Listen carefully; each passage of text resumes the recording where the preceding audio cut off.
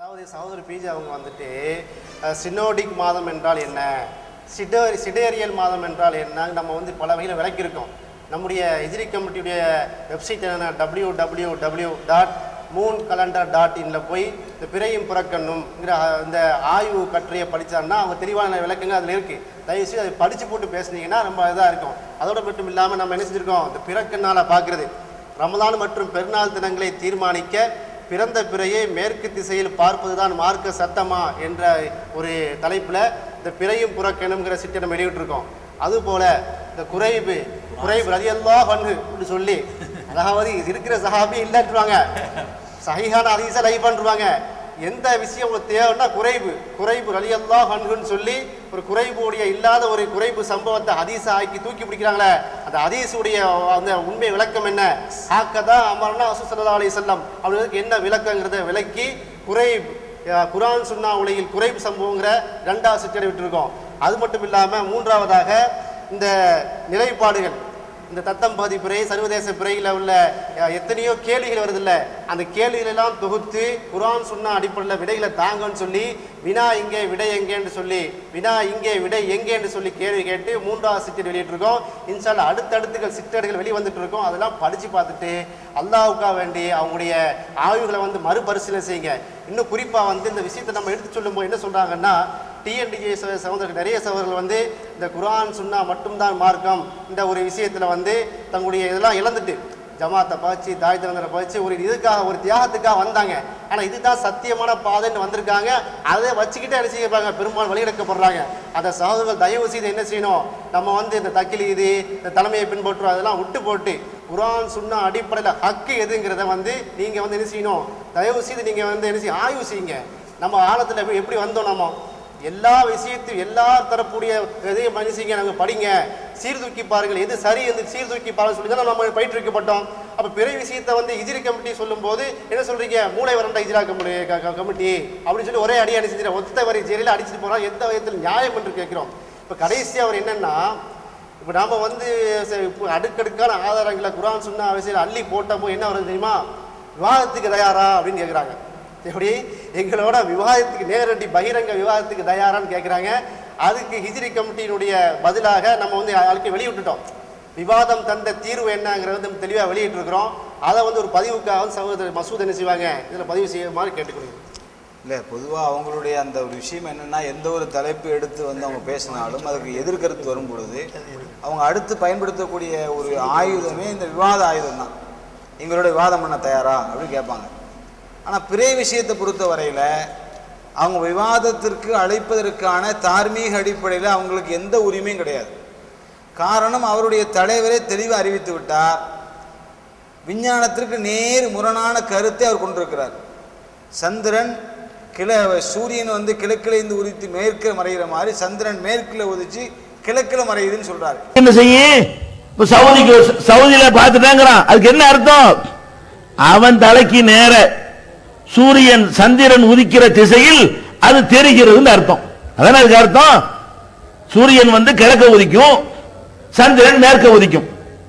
சூரியன் எங்க உதிக்குது, கிழக்க போய் சூரியனை பாப்பீங்க, சந்திரனை பிறைய எப்ப பாப்பீங்க, மகரிப் தொழுதவுன எந்த பக்கம் நின்று தொழுதீங்களோ அந்த மேற்க போய் பாப்பீங்க.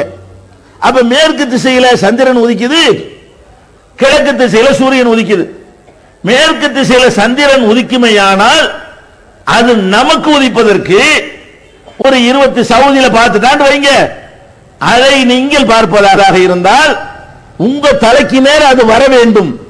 அது வருவதாக இருந்தால் சவுதியில உள்ளது 2 மணி நேரத்தில் ரிவர்ஸ்ல வராது. ஏன்னா அது வந்து மேற்கு உதிக்கிறதுனால அப்படியே போயிட்டு ஒரு சுத்தி உங்க நாட்டுக்கு வருவதற்கு 21 மணி நேரம் ஆகும்.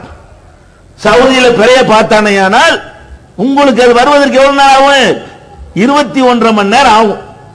சூரியனை பொறுத்த வரைக்கும் அவனுக்கு நமக்கு 2 மணி நேரம். ஏன்னா கிழக்க உதிச்சு அது மேற்கு மறையுது, இது மேற்க உதிச்சு கிழக்க மறைகிறதுனால ரிவர்ஸ்ல வர்றதுனால 21.5 மணி நேரத்திற்கு பிறகுதான் அந்த சந்திரன் ஓந்தலைக்கு நேரம் வரும். ஓந்தலைக்கு நேரம் வரும்போதுதான் உனக்கு நேரம் பிறக்கிறது, உனக்கு நாள் பிறக்கிறது, உனக்கு இரவு துவங்குகிறது. சூரியன் கிழக்கிலிருந்து உதித்து மேற்கில் மறைகிற மாதிரி சந்திரன் மேற்கில் உதிச்சு கிழக்கில் மறையுதுன்னு சொல்றாரு. இது நிரூபிக்கப்பட்ட விஞ்ஞானத்துக்கு முற்றிலும் எதிரான ஒன்று. இந்த மாதிரியான ஒரு அரைகுறை ஆய்வோடு இருக்கிறவர்களோடு என்ன விவாதம் செய்கிறது? ஒன்று.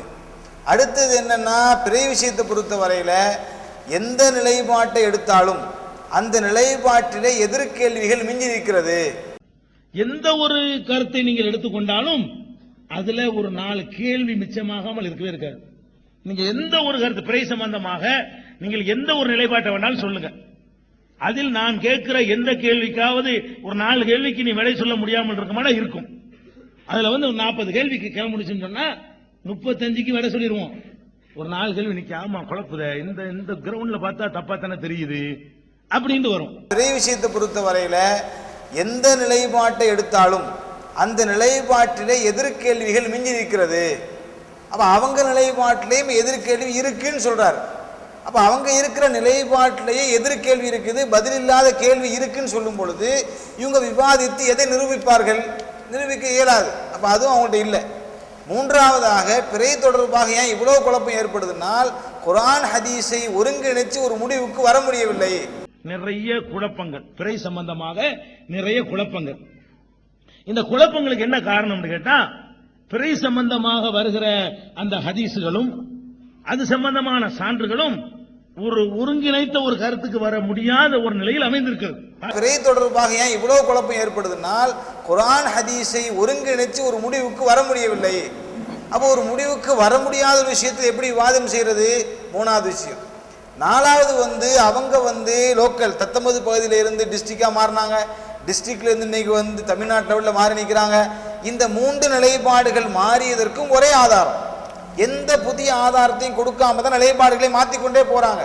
அப்ப இவர்கள் நாளைக்கு இந்திய லெவல்ல மாறினாலும் வாய்ப்பு இருக்குது, அதே இவர்கள் நாளைக்கு உலகளாவிய அளவில் மாற்றுறதுக்கு வாய்ப்பு இருக்குது. அப்ப நிலையற்ற தன்மை கொண்டவர்கள் எந்த ஆதாரமும் மாற்றிக்கொள்ளாமலேயே நிலைப்பாடுகளை மாற்றுறாங்க. அப்ப இவங்கள்ட்ட உறுதியான நிலைப்பாடு கிடையாது. அப்ப இப்படிப்பட்ட நபர்களோடு விவாதித்து என்னத்தை நிலைநாட்டுறது? அப்ப அது என்னது? எதிரிகளை வீழ்த்துவதற்காக வேண்டி கையாளக்கூடிய ஒரு ஆயுதம். அடுத்து விவாதத்தின் மூலமாக கண்ட விளைவுகள் என்னங்க? இன்னைக்கு விவாதத்துல சகோதரத்துவம் மேலும் மேலும் கெட்டு போனதான் காரணம். என்ன சொல்லுவாங்க விவாதத்துல? நடுவில் ஒரு கோடை போடுறோம்பாங்க.